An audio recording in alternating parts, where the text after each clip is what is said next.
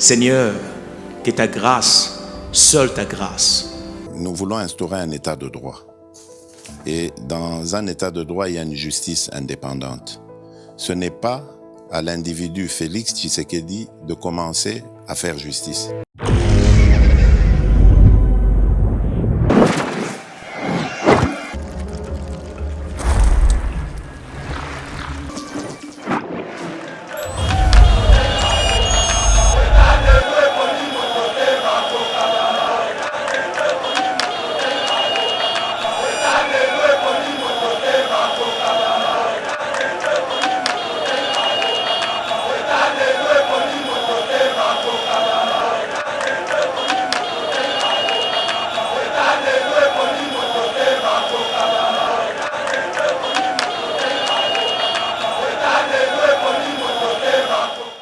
Dans l'affaire, il y a Matata Pony. Matata Pony placé sous mandat d'arrêt provisoire mardi soir. Le mercredi, même mardi soir, assigné à résidence surveillée. Je reviens sur ça. On a surveillé, va commettre une garde pour que vous surveillez. Là, quand vous êtes assigné en résidence surveillée, on limite le nombre de visites. Tu peux avoir accès à tes avocats, à ton épouse, tes enfants, mais pas à ton sous.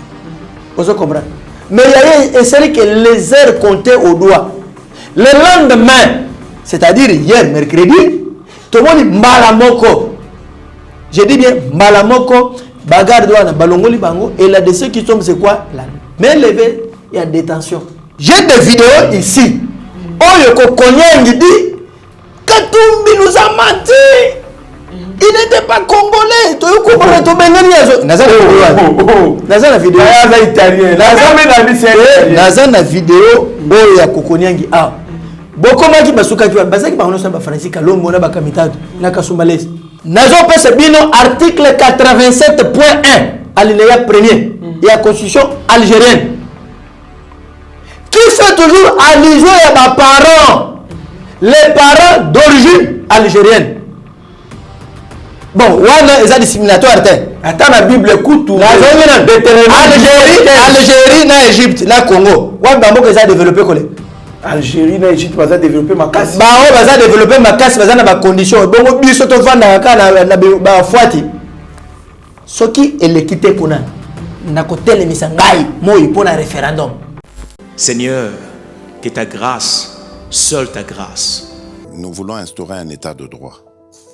Et dans un état de droit, il y a une justice indépendante. Ce n'est pas à l'individu Félix Tshisekedi de commencer à faire justice. Bonjour mesdames et messieurs, bienvenue dans notre émission EV Patriotique, émission Autopé Sabino Sango Yamboka Congo, Toalikopé Sabino, information qui Matata Mponyo Obao, Yebaki na Kokanga, après résidence surveillée, Lelo, blanchir, il paraît, Troyo Kango na 4 émissions, blanchir, longo lié la résidence surveillée, balobi bako poursuivre les sous-soutés. Alors nous allons voir ce qui le Kamini ali koleka qui est derrière Matata Mponyo, bien que dans les coulisses to ali koyoka ki passeport bloqué, compte gelé et puis ba caution et pesami. Tokoye ba na 4 émissions. Oyo loi Tchani Francis Kalombo appelle Félix Tshisekedi disait de son pouvoir en tant que garant de la nation et du bon fonctionnement des institutions. Aebanako sifflé pour être récréation oyo yamakambu ya loi Tchani et banako sila. Tolo bepeli susu ba eli ya ensemble ya Katumbi oyo bazali ko inviter Mbosso aebanako classé bongo. Proposition à la loi Tchanité dans le calendrier des travaux sous le gouvernement qui confirme la baisse imminente des prix des denrées alimentaires. Pour certaines sources, le gouvernement a donné 48 heures à l'opérateur économique. Nous allons chuter avec Jean-Claude Katende qui conseille l'ensemble pour la République de ne pas quitter l'Union sacrée car ce sera la pure erreur qu'elle va commettre. Moi, Namboka, Maître Franck Kalolo, à Funda ndeto ozane ne 4 émissions pour y banako pesa ba point de vue sur la question nyonso Tommy Touni.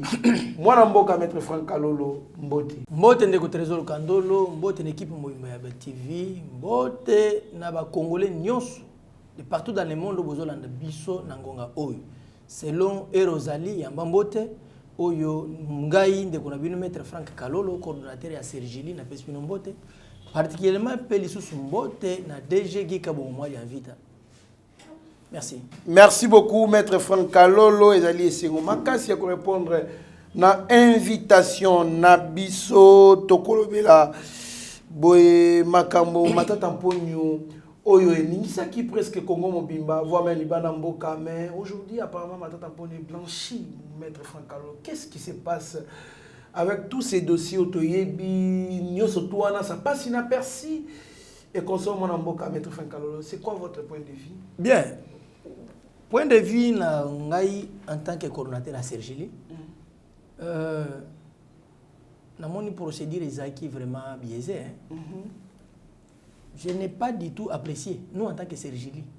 Rapidité oyo et salemi na dossier Matata Poni sur l'instruction. Écoutez, Matata Poni placé sous mandat d'arrêt provisoire mardi soir. Pas Babundi, signé à résidence surveillée. C'est une de procédure parce que ils ont mesure moko exceptionnelle, hein. Ils ont réservé la catégorie à Batumogo. La procédure là, résidence assignation à résidence surveillée, c'est une procédure reconnue par la loi, hein, article 72, 66, 76 et le Béliango. Et ici, Tomoni Yango pena normalité. Parce qu'on arrête lorsqu'il y a indice sérieux de culpabilité. S'il n'y a pas indice sérieux de culpabilité, il faut maintenir un état d'arrestation. Nous sommes mardi. Mercredi, journée où il fallait, parce que c'est un dossier volumineux, où je ne vois pas l'instructeur du dossier, non magistrat. Abandi ko sambi ce dossier, n'habite sur le comment qui na bureau na 5 heures, maintenant pour na 6 heures, 7 heures. Pour que ba entendre yé après yé ba zui ba victime o bazaki wana ba auditionner bango ba confronter et to comme na 16 heures déjà police o ezaki na résidence na yé baza sous-souté et la finalité c'est quoi? Main levée de détention. La main levée de détention préventive, ça veut dire que il y a l'inopportunité de poursuite. C'est-à-dire ba moni les cambo oyo sali ezali les sous té innocent. Mais comment un innocent pouvait déjà jour wana bakangi comme je le disais tantôt rapidité ou la justice wana ou ya PG près la cour de cassation près la cour constitutionnelle wana des problèmes. C'est-à-dire bokangi mutu mardi vous le placez sous mandat d'arrêt provisoire na état d'arrestation. Bois signé la résidence surveillée, l'une des procédures reconnues par la loi. C'est bien bon. Le mercredi, où on s'attendait peut-être à la confronter à la victime. On n'a pas compris si l'audition a pris combien de temps. Tu as à 16h, pas top Congo, d'ailleurs, à 13h, maramoko. Allez, matata pour nous blanchir. Total, Landeli. Et même levé de détention. La main levée de détention veut dire, ça veut dire que balongoli balavé na ba makamono swazaki kolandela ye nyonso donc ma obukanga lonzo non les faits pour lesquels nyonso bukanga lonzo qui n'unité na recadré a na avocat na recadré les faits pour lesquels Oyo révélé qui est immunité. Voilà. Nalinga olongo le bloc wana te pour mon avanti. Omoni ba tu wana ça ba avanti. Ba ti po ba longole ba immunité pour na makambo etala ki bukanga londo là-haut. Ba congolais se pose le procès où ils ali flagrant.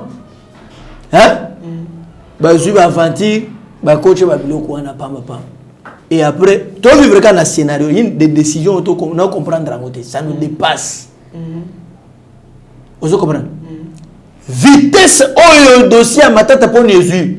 Si dans l'appareil judiciaire de mon pays, on a les partenaires, il y a appareil judiciaire, il y a justice. il y a la cour des tribunaux en tant qu'avocat, en tant que Sergili, parce que nous défendons toute personne dont ses droits sont bafoués. Mais mais Elingez allait bien. Là, on allait vraiment parler d'un état de droit réel. Mais je suis curieux. La même justice qui arrête là.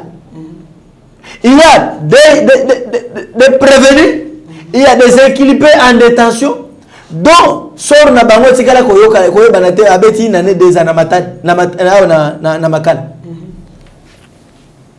Ba jija bango te ponen pour que batwa na baye busomi na bango. Baye ba sort na bango. Donc ça devient une justice sélective dans mon pays. Et quand c'est pour X, moteur, et ça non, non, non, non, louche. Tout le monde qui est Mata Tamponio, candidat à européen, occidentaux, va aller préparer de sorte que Azala, donc président Namboka un jour. Non, non, et ça te bango tu vas peser. Non, ça c'est quoi influencer justice. Non, non, ici la justice de notre pays elle est indépendante. Mondele mota ko pèse injonction na Katamboka na la justice. Mais laissez-moi vous dire. Mais dans le dossier Mata Tamponio, oyo balukaka déjà basambisa ye. Comment est-ce que le dossier na ye vite. Non, j'en arrive. Il faut tomber dans mon pays vite. J'en arrive. Nga nazali avocat na vivara na ba allégation moko no fondé sans preuve. Tant on lui payer moko. Mais tout à fait. Mais aussi longtemps que naza vraiment na belement de prévoir je ne saurais pas. Bon, je vous comprends puisque nazo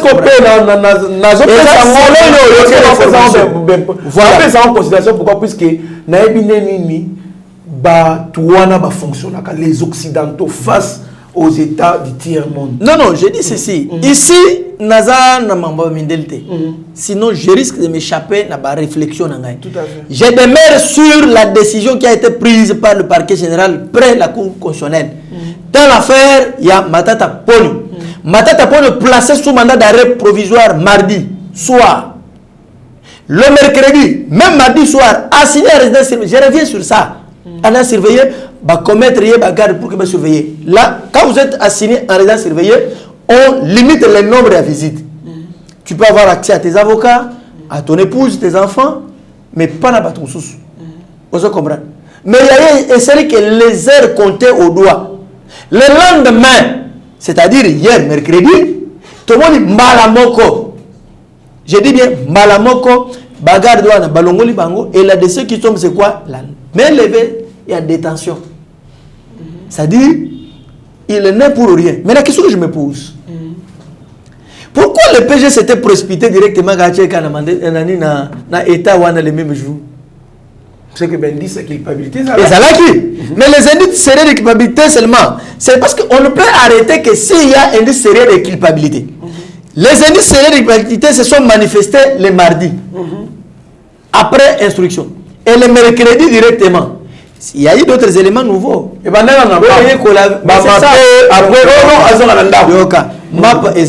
mandat d'arrêt provisoire. C'est-à-dire, le ministère public va entendre yo, à Monique, Makamozo Landela yo, élément moussous qui que aux alliés solo la katia likamwango, nde à maintenir yona noan. Maintenant, à la possibilité mi balai. Soit atteindre yon balamoko na bolok prison aux ali cachot ya parquet pour mon akayo malamu ki mate angongole ça a besoin na yo oya par défaut acheyo na résidence surveillée ezalaka mesure moko exceptionnelle eza na catégorie ya batu oyo bakoki kwa signer bango na résidence surveillée eza na motonyo sauté ye a bénéficier nango akeikuna bokalo moko na butuka to komi na moyo wana bengi na mona bisika wana selon ngai selon bengi ngai na mona bisika benga kite alors et baluki mbala moko tango baluki balongoli bagarde allez balave na makamono surtout mais yaunga na lubi na koti na makamu makasi ya secret d'instruction te. Parce que l'instruction est secrète, je me réserve. Mais ce que je m'aimerais maintenant proposer, l'appareil judiciaire de mon pays, dossier à ma tête est comme jurisprudence pour la justice de nos Congolais. pour que quand bango ezala traiter avec sérénité.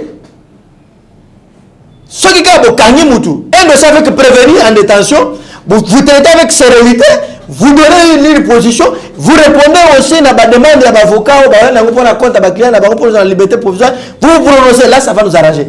Mais si ça commence à prendre une requête sollicitant ou qui demande la liberté provisoire d'un équilibré en détention ou d'un prévenu, hein?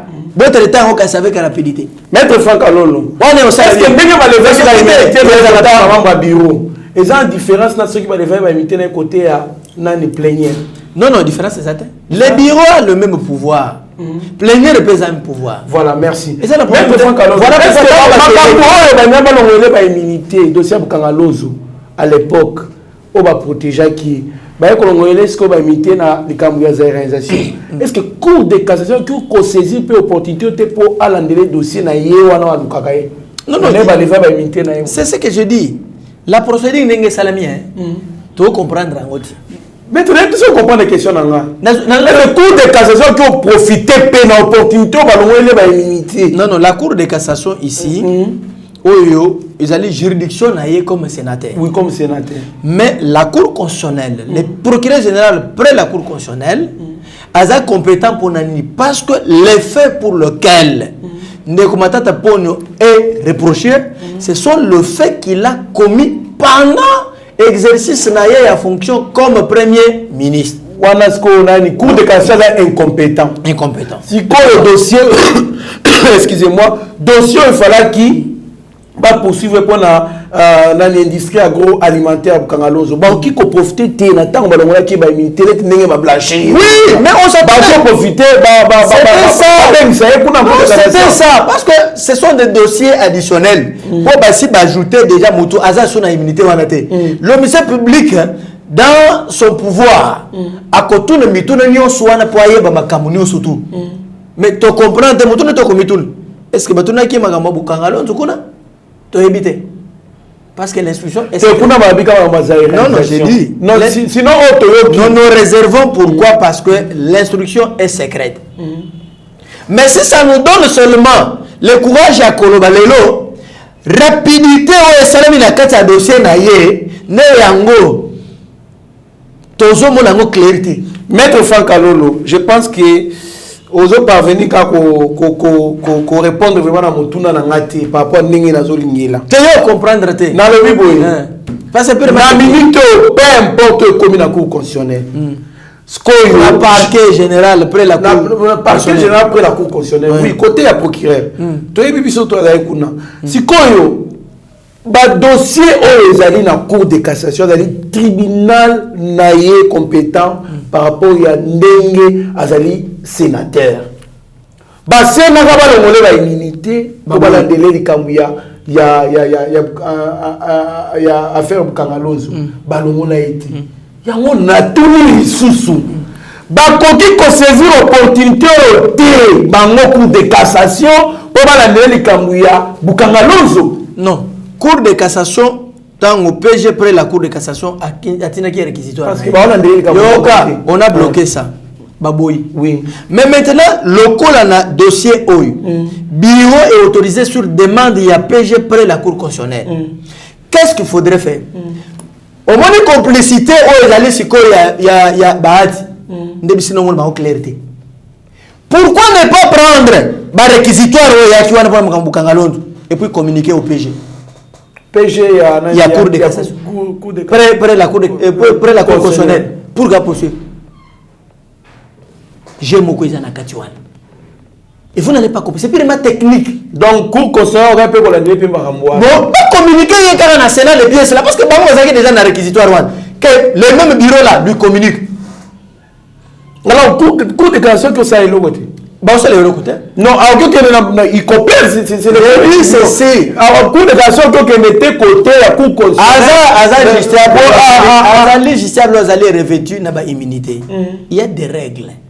Il y a des règles. Ça ne se fait pas comme si Baote Kangouba na Winza. Les autres, non. Ça, c'est les droits. Ça, c'est la procédure. C'est ça la différence. Maître Nabi, pourquoi ne pas communiquer d'autres pièces là additionnelles? Le procureur général près la Cour constitutionnelle afin que à continuer poursuite. À charge de Matata Pon. Il n'y a pas clarté dans la Babiloko. Bon, je pense que bon, il y a quelque chose. Non, il ne faut pas dire ça. C'est selon moi. Non. Selon moi. Oui, il ne faut pas me parler. C'est mon avis. Nous sommes dans la démocratie. Nous sommes dans un état où il y a. Écoutez, s'il vous plaît. Moi, je suis réaliste, Maître Franck Alolo. J'aimerais ça m'engage que moi. Moi, nous sommes dans un pays où nous avons un chef de l'État élu et qui, au jour d'aujourd'hui, a la commande de la République, qui est le garant du bon fonctionnement de toutes les institutions de la République. C'est Félix Antoine Tshisekedi Tshilombo. Je ne vois pas un étranger ici. Je ne vois pas un Mundele à Salim Kamouane. Parce que nous, c'est seulement la diplomatie, c'est en Mboutou. Ça, il faut se réserver. J'aurais voulu que Oyebi Sangayi que l'implication aussi à chef de l'État. Parce que quand on a un chef de l'État, même si même au travers vous, ses proches collaborateurs, comme ça, un message. Qu'il s'implique lui-même personnellement avec le concours du Conseil supérieur de la magistrature. Magistrat sur le délai de décision judiciaire rendu, sur les instructions qui se font devant les différents parquets. Procédure à respecter. Et si lui comment il s'implique, changement écoute. Donc vivre un procès théâtral. Moi j'appelle ça un procès théâtral. Excusez-moi, c'est procès théâtral. Merci, Maître Franck Alolo. Un procès avec loi Tchani. Mardi, mercredi, tout est résolu. Alors qu'il y a des visibles citoyens qui sont blanchis. D'autres sont en détention, mais où le procureur a exécuté. L'ordonnance de la Cour de cassation souffre d'exécution par le PG près la Cour de cassation dans le dossier de l'un de mes clients. Et vous devez s'assurer une décision rendue depuis lundi passé pour exécuter, notifier déjà, signifier bango, mais pour exécuter c'est un problème. Mais maintenant pour nous c'est la rapidité. Et vous croyez, moi je peux être content de ça? Je peux apprécier la justice de mon pays. Elle devient sélective. Ils disent, ah, mais vous m'arrêtez demain. Maître, vous n'allez pas m'empêcher de réfléchir. Merci, Maître Franck Kalolo. Loi Tchani, Francis Kalolo m'appelle Félix. Justice sénégalaise à la équitable. On évolue parce qu'on a. On évolue, mais justice. Puisqu'on ne va pas trop l'exagérer en bimba. Par rapport à autre personne qui n'a ordre du jour, tu évolues. Parce que c'est la justice qui élève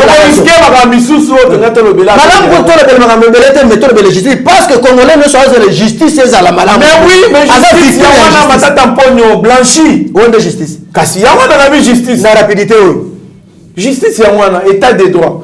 Je pense que je ne vais pas plus doit s'impliquer personnellement avec le concours du Conseil supérieur de la magistrature sur les décisions prises ou rendues par les cours et tribunaux na bagistial. Est-ce que les Congolais sont besoin de base de justice? Merci maître Franck. Évoluons maître Franck Alolo. Loi Tchani, Francis Kalombo appelle Félix Tshisekedi à pouvoir fixer l'opinion et siffler la fin de cette récréation en sa qualité de garant du bon fonctionnement, en sa qualité de garant du respect de la Constitution. Car selon lui, ces débats dénoncent ou ça commence à prendre des proportions dangereuses. Francis Kalombo, proche collaborateur, communicateur, il y a Moïse Katumbi, Ali Kosena Mokozamboka, a intervenu en tant que garant de la nation. Donc, Aloba, loi Tchanoana Botika Maramboa. Oza donc le bosso, Bochango, des travaux. Ça, c'est être indiscipliné politique. Écoutez, à un moment, il faut respecter les chefs de l'État. Ce qui est Congolais, Félix, qui va le respecter? Non, tous on a un bon mot. Ce qui est Congolais, et qui va le respecter? Vous voulez maintenant que Yabinoune Ayaz à la présidence de la République? Il faut vraiment intervenir. Écoutez, quand je sais pas, c'est les Français. Moi, j'ai fait les humanités littéraires au séminaire. Oui, la rhétorique, et ça n'a pas de règle. Donc il faut intervenir. Lorsque vous demandez au chef de l'État, il faut se faire falloir. Non, pas il faut. Mais ici, il faut tout ça, mon Konzamboka. Pour ce président, Moka Note,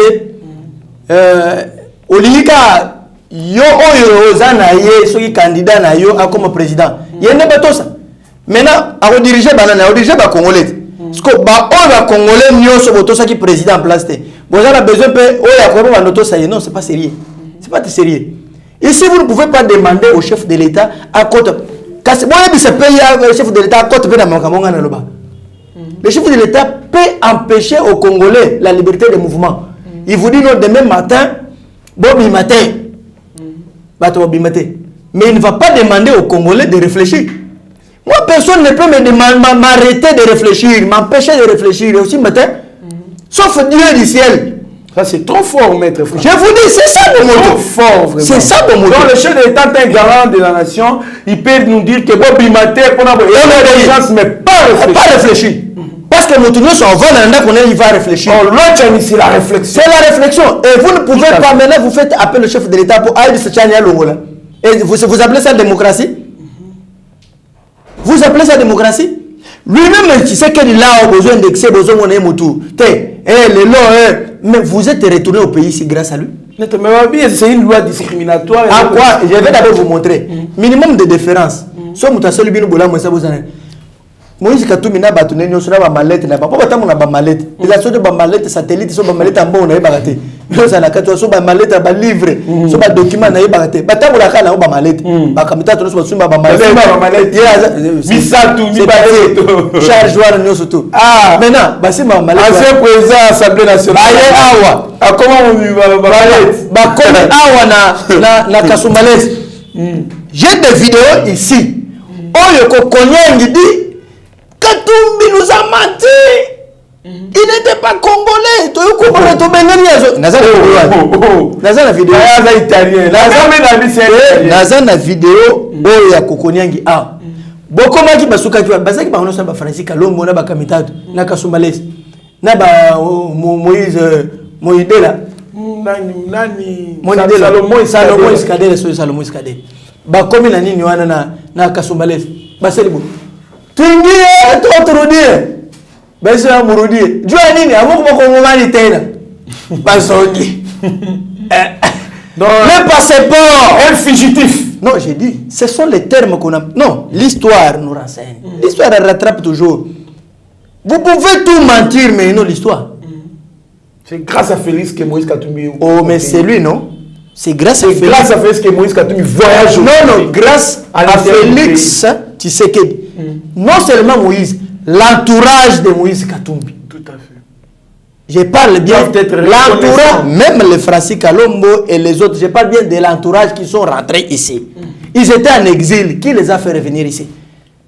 Même pas minimum de déférence. Namuto, Vraiment. Et vous croyez que si le même Félix là que vous indexez aujourd'hui, Félix a comme Masnabinoana, demandez au peuple congolais que Bozo Gaya Ringani, les Congolais sont Ringani. Mais parce qu'il l'a fait lui-même, dans son pouvoir discrétionnaire, et vous lui demandez encore qu'il le fasse aujourd'hui, il nous empêche de réfléchir. Moi, je dis non. Je serai le premier Congolais.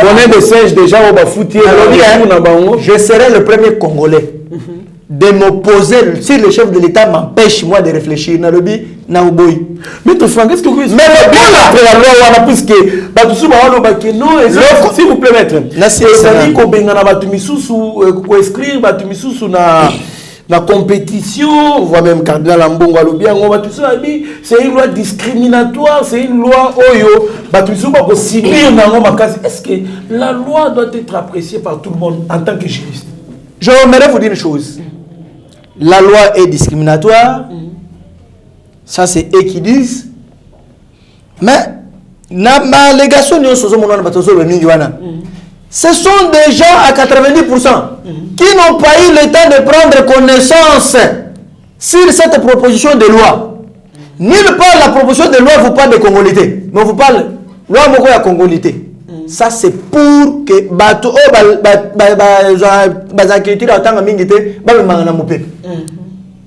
ils ont déformé. Ils ont déformé. déformer réalité. Et ça y a monté. Mais deuxième possibilité à double nationalité. Mais c'est l'avantage pour les Congolais d'origine, on va perdre. Pour baser on a pas postuler.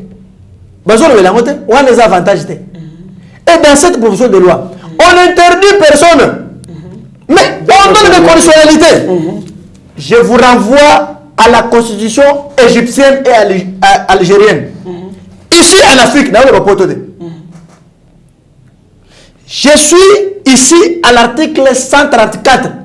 Il y a constitution égyptienne. Mais ok, Moussika va oui. Article 134 de la constitution égyptienne. Les conditionnalités pour la candidature à la présidence de la République. Je vous épargne dans les détails, mais je vous parle juste dans Elo Komoko. Vous savez ce qui parle? Pour oser la kuna, hormis ma condition, ozala d'origine. Donc, origine, il y a papa, non, maman, na yo, bazala véritable égyptien. Yo moi na sikoyo au postuler na présidence il y a Égypte. C'est l'article 134 de la constitution égyptienne. Na lungwan na yena Algérie. Nazo pese bino article 87.1 alinéa 1er de la constitution algérienne. Qui fait toujours allusion à mes parents, les parents d'origine algérienne.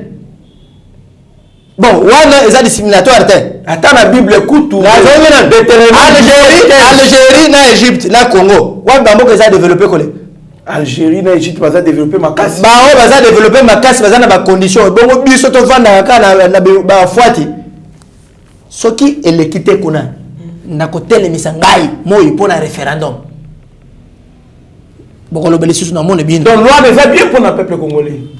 Mais au moins les Congolais, il y a malam d'origine, mais ça a un problème dans la loi, la promotion de loi. Et aujourd'hui, vous parlez de Tchad. Non,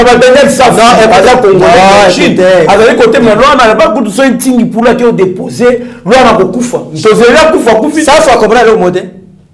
Réappropriation il y a Congo. Et ça il y a non faire banan. Il y a ça fouté. Congo au Congolais, ça fouté. Donc, ça foutait ma déclaration. Mais alors, vous croyez que le Congo doit continuer quand on a aventure?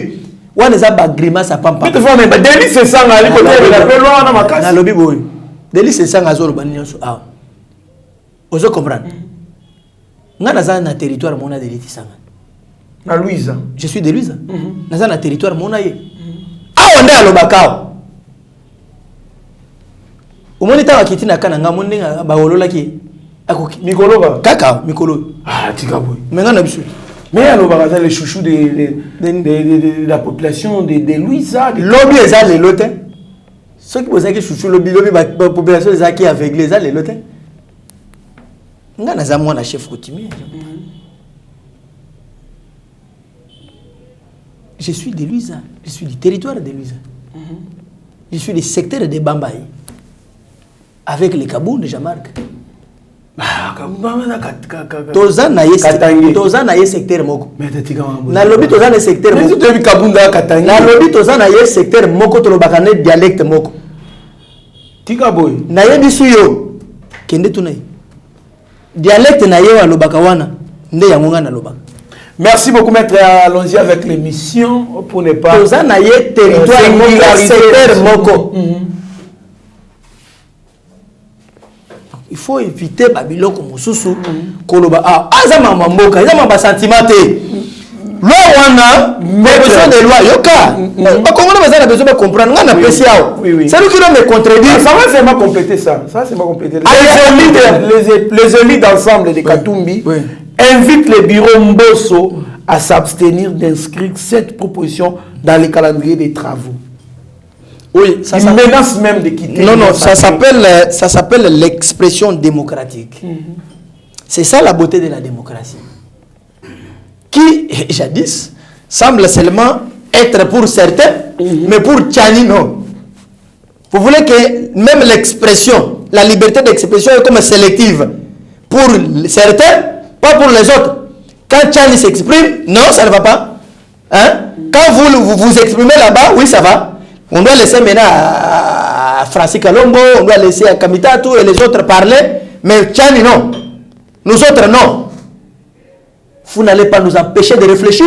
Pendant que vous parlez là, nous réfléchissons. Et on va continuer à vous faire des propositions. Est-ce que cette loi va passer? Elle doit passer. Et par rapport à cette demande, il y a des députés ensemble? Non, mais c'est une demande qui sera rejetée. Combien de députés d'ensemble ils ont parlé? N'agissons pas en masse. Yoka, n'agissons pas en masse.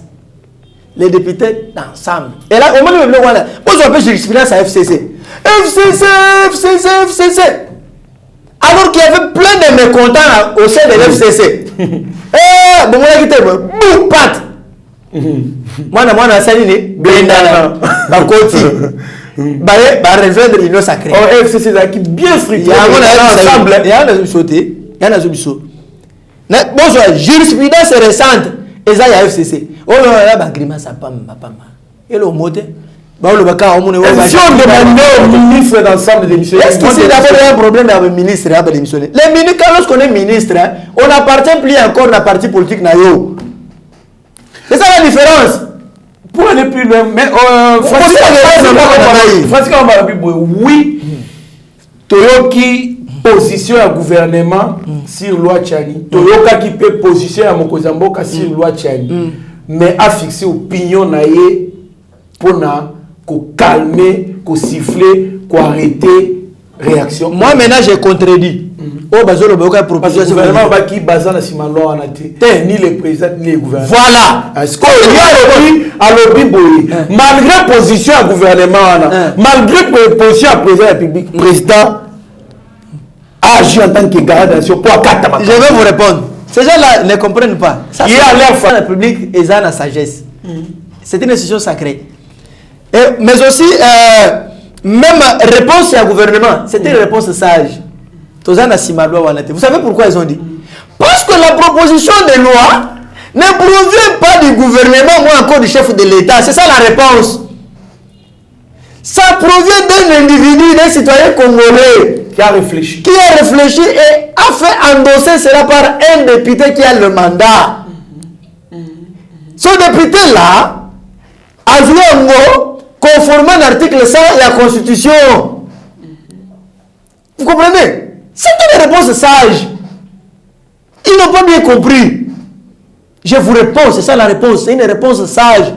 Oui, le chef de l'État n'est pas derrière cette loi parce que ça ne provient pas de lui. Lorsque Tchani réfléchissait, il y a Zaki n'a été. Le chef de l'État ne peut pas empêcher aux Congolais de réfléchir. C'est ça la réponse. De deux,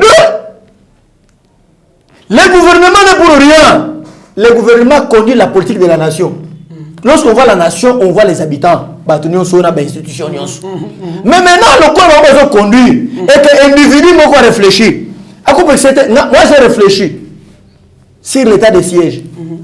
Dans le projet d'état de siège, dans soumettre dans mon Konzambok.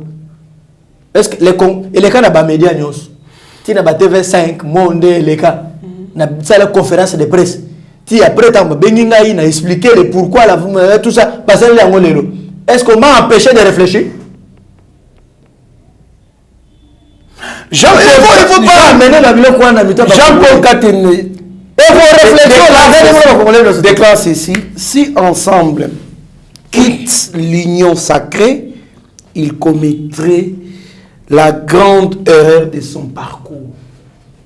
Maître Franck Alolo, est-ce que vous pensez qu'ensemble pour la République, avec ses 70 députés nationaux, ceux qui les lois contre loi parce que ce toché 260 députés au accompagnant qui honorable Ntine Pouloulou sur un dépôt à proposition loi moins 70 suppose parce qu'on a dit que les députés d'ensemble aussi ont signé moins 70 les députés de qui d'ensemble. On fait quoi? On signe. C'est pourquoi on a vu ça que les Babylone comme Agrima Sapam. On va jouer sur finance dans FCC. Batoni na union sacrée. Est-ce que vous pensez que cette loi peut passer? Oui. Je vais vous dire une chose. Par rapport à la réflexion à confrère Katinde, qui est collègue pays à droit de l'homme, nous sommes en Alite Moko, nous avons réfléchi de la façon. Lorsque nous sommes allés aux consultations, il y a deux plans. Plan A et B. Et le B n'est pas encore utilisé. Ça, je vous révèle, vous qui rêvez. Le B, c'est quoi? Le B, il y a la réqualification de la majorité parlementaire. Tobiteni. Deux. Par impossible, ceux qui résolvent les bandits. Dissolution de c'est casse. Mais il n'y a pas conflit entre les parlements et le gouvernement. Le peuple, il n'y a pas écoutez, monsieur, la crise, c'est le peuple peut créer la crise, non? Qu'est-ce que vous appelez crise? Le gouvernement, là, le parlement que vous parlez là, les parlements, ils sont allés représenter qui? Le peuple, non? Et le gouvernement, là, conduit la politique de la nation que vous attendez, c'est qui? C'est le peuple, non? Vous comprenez? Alors, mais le peuple est en mesure de créer une crise. Comment ça explique? Non, je ne peux pas vous révéler tout ici. Non, on a Sergili. Pourquoi faire patrie? On a des cartouches à Sergili. Pourquoi pas ça les langues? Vous avez vu combien de projets on a fait ça? On a les langues, on a les langues, on a droit d'auteur dans nos oiseaux. On a réfléchi, ça répond à Bango. Bon, c'est là-bas, nous avons réfléchi, nous avons réfléchi, pour ne pas si trop. Et bien, on a contribué à la révélation dans les autres sims. Et bien, dans le tchak, la place publique, nous avons la tchak, on a livre. Nous avons la place publique, c'est là où c'est ma réflexion. Tant que moi je me documente, je fais des recherches, je réfléchis pour mon pays. Sans motivation, je le fais pour mon pays. C'est ce que je vous dis. Mais je te dis déjà que la crise dont vous faites allusion, la crise peut être provoquée par le peuple. Vous avez des différences dans les pays, vous avez Mali, Côte d'Ivoire. Merci beaucoup, Maître Franck. Je pense que Nalobarango n'a qu'à émission. Le peuple est souverain. Le FCC, géré par Kabila, était bien structuré. Et puis, Bazaki, un peu soudé. Signé la charte. Il y a fidélité, na loyauté. Kabila a géré le FCC. Mais c'est le contraire avec Ensemble pour la République. Au lieu que Moïse gère l'ensemble pour la République, mais il est géré par ses collaborateurs. Là, c'est ma propre réflexion par rapport à Etido Nansala. Contre la position d'ailleurs, Maître Franck, pour vous réfléchir, Moïse a dit non, il ne faut pas passer dans le gouvernement. Il y avait certains députés qui moi j'étais aux consultations, c'est créé. J'étais là où les décisions de la République, où c'est qui mon frère. Les consultants ont commencé à l'aider, on m'a reçu les 5. Ce n'est pas quand même le qu'on négligé. Pourquoi on a blague? Non, ce n'est pas une mince affaire. Ça blague. Si les gens croient que je viens blaguer, je ne blague pas. Je vous dis des choses sérieuses. Vous parlez République. Je parle de République. L'unique est le seul qui défend. Je le défends. Tout moi, avec mes propres moyens. Énergie n'a pas beaucoup. Je défends mon pays. Je défends. Donc, qu'on ne vous trompe pas. N'a pas sur quelle jurisprudence mon récente. Boto na FCC. Merci beaucoup. On termine avec le gouvernement confirme la baisse imminente des produits surgelés. La baisse des prix des biens surgelés en délai de 48 heures, un délai de 48 heures accordé aux importateurs. Jean-Marie Kalumba, ministre de l'économie. Maître Franck Kalolo, ce qui réellement n'est pas qui biloko na carton sous 10 $. Thomson, il y a poids 16, 10 $. Pour ne pas parler poids 18 et poids 20. Maître Franck Kalolo, au moins que tu vas moins d'1 $. Est-ce que ça nous donne tout le bon, ça du nouveau pour l'Ouest.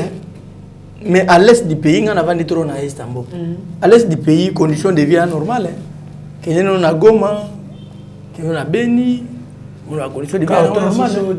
Non, je parle seulement que ma condition est l'autre. Nous ne pouvons pas commencer à réfléchir dans un pays responsable. Vous pouvez réfléchir sur les investissements et non bleu alia. Parce que biloko olia il fallait que ça là. L'État congolais est en mesure de inonder le marché nyosu a. A signé un contrat avec un bateau de pêche à quitter. Où a foutu douane ti. Biloko côté inondé a na bani. So ba ça qui en côté ça ba mauvaise foi. C'est ma mauvaise foi.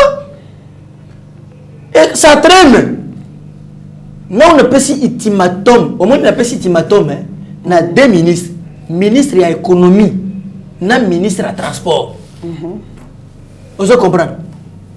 Et puis, quand la télé, on a pas si ultimatum, on a premier ministre. Parce qu'ils sont au service des Congolais. Vous êtes à notre service. Ou à nos services, il faut bouillir comme en tant que peuple. On ne peut pas continuer à supplier. Vous prenez des mesures, ils vont souffrir d'exécution. Ce n'est pas ça. C'est ridicule. Ça n'honore pas. On a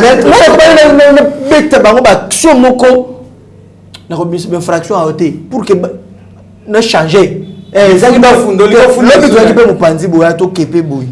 Merci beaucoup, maître Franck. Il faut équiter. C'était des références. Le chef de l'État doit tout faire. Ah, c'est le premier ministre. Il y a wario. Bawario babageri, bisu ne bawario. Bawario ne babisubo. Témoin ne pas na yemo quoi. Et kasi bisu ne bawario. Jo banganini, bo banganini. Moi, na secteur na ngai bono menga na secteur na ngai. Oh, nga na tali mibé ko na ngai. Baka bongo aite yo. Batu nyonso babaka bongo maître. Mama bazali ministre. Yoka. Na bisu lo kumoko. Na zo bisu boy. Christophe Lutundu, la ministre affaires étrangères. Pas passeport puisque je paie sa maté. La ambassade partout dans mboka à l'étranger. Écoutez-moi, je sais que le gouvernement est à la Yoka. Gouvernement est à la Lulenga na ngwesa la makam. Wana bazaki ko agir comme individu, wana baliso ba komi soumis. Ozo comprendre. Ba koki lususu ba komi na ba charge de la République, ba komi na droit de réserve. Mais ce que moi je dis, tout en ayant ces droits-là de réserve, na zui mokoloto na ngai bo na signé, arrêté. Toute décision sont golo paka. Vous ne l'exécutez pas. Je serai le premier Congolais à démissionner. Nako kitana moko sur le terrain na baja mususu pour que vous exécutez. Merci beaucoup. Parce que ça est ce qui mon numéro est je démissionne. Je démissionne. Et ça sera une réellement vous allez négocier là-bas. Na yebiso. On va me nommer. Oui, c'est mon pays.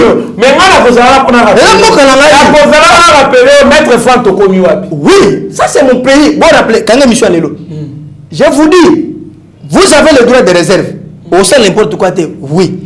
Mais quand vous prenez une mesure, une décision, papa, et qu'on souffre d'exécution, là c'est l'émission. Merci beaucoup, maître Franck Kalolo, Mokozambo, qu'on résout le problème à Congo. C'est un atout. C'est un atout. C'est sous campagne. Voilà. C'est sous campagne. Si on dit que l'opérateur économique, ça bloque. Créer une banque alimentaire congolaise.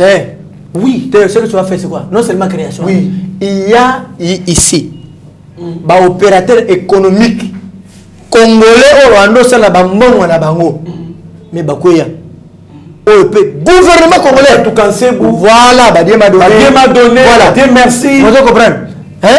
Babisiloa, Babisilix, Baniri, bozu bango bo presi bango. Gouvernement de ça, quoi bien. Ouais, bosso mabiloko. Parce que maintenant, on va la poche en ligne, on va la souci en bok. Fait que on est allé entre eza structure SB. Bah, tu peux go supprimer, on a qu'à faire qu'il y a pas de temps de supprimer. Non, on va suspendre. On retire seulement. Ba retirer bango kaka ba licence wana. Ba retirer bango kaka ba droit de fonctionner.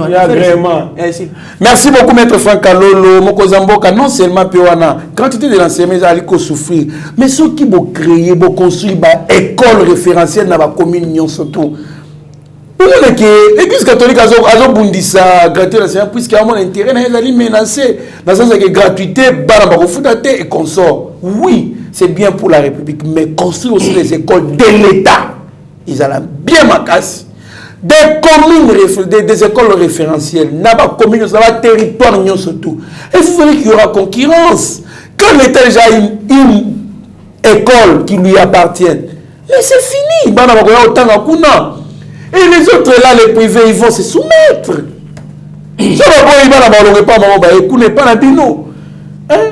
Je pense que c'est un peu ça. Bon, créer banque africaine congolaise, banque alimentaire congolaise, vivre fait en attendant bateau de pêche ils sont vivre fait et moi et qui n'a pas vous verrez que tous ces gens là maître Franck Alolo la caméra ya Rabi Mokoko Mike Chiswaka, pourquoi pas Steve Kone HD OPC la malobano ya suka bien maloba suka ezaki na sengi na ba tunyo so entourage non so ande ko matata ponyo bo aider bolo ba trotter quand le dossier est pendant sous un parquet bon mega kozala moi calme pour que kimi écoute sinon il s'appelle malamte to sengi mokonza mboka a s'impliquer justice otambola bien te yo tambola bien te comme sélective pour na pas tout songolo pakala ba misu esimba te ya bien te. En tout cas, nous dénonçons ça. En tant que Sergi, nous dénonçons. Ataboyini, mais tu dénonces kaka. Pour les gens qui ont besoin surtout. Congolais ne sont pas besoin de la malam. Justice est un peu équitable, un peu équilibré. Mais vitesse pour la bamisous. Pour réduire vitesse pour la bamisous, qui t'occupe. Discrimination à Katambo, c'est malam. Proposition de loi Noël Tchani. Je crois qu'il n'y a pas si bien deux constitutions égyptiennes et algériennes. Très bien. Pour la constitution égyptienne, la condition de discrimination, dans l'article 134, il y a la constitution égyptienne. La constitution algérienne, qui est notre article 87, alinéa 1er. On comprend que même dans la condition, la condition est bon au Congo.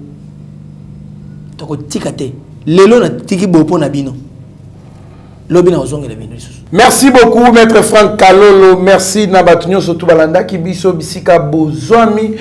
Vous allez toujours fidèles. Naïba TV, vous s'abonnez massivement, vous partagez les émissions Nabiso.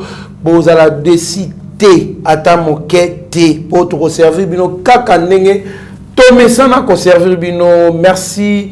Na mokozamboka pour na ba effort nyoso aliko sala pour que Mboka Oyo et retrouver quand même une place de choix, non seulement en Afrique, mais aussi au monde. Merci aussi na bateau baliko soutenir biso na musika ko benga biso ko pesa biso ba initiatives, ba remarques, ba suggestions. Nous sommes toujours là pour les recevoir. Restez branchés sur notre chaîne, vous ne serez en aucun cas dessus. Mieux vaut être maître de son silence que plutôt esclave de ses propres mots. Merci. Seigneur, que ta grâce, seule ta grâce. Nous voulons instaurer un état de droit. Et dans un état de droit, il y a une justice indépendante. Ce n'est pas à l'individu Félix Tshisekedi de commencer à faire justice.